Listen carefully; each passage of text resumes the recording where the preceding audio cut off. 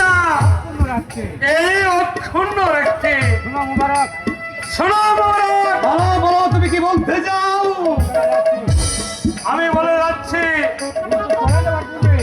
আমি চলে দেওয়ার পূর্বে তোমাকে সাবধান করতে যাচ্ছি। তুমি মনে রাখবে একটি কথা, বলো কি কথা? অনাচারে অত্যাচারে তুমি রাজ্যটাকে বহিয়ে দিয়েছ। আজ পর্যন্ত তোমাকে আমি কিছুই বলি নাই, আর কোনদিন তুমি রাজ্যটা অনাচারে অত্যাচারে ভরিয়ে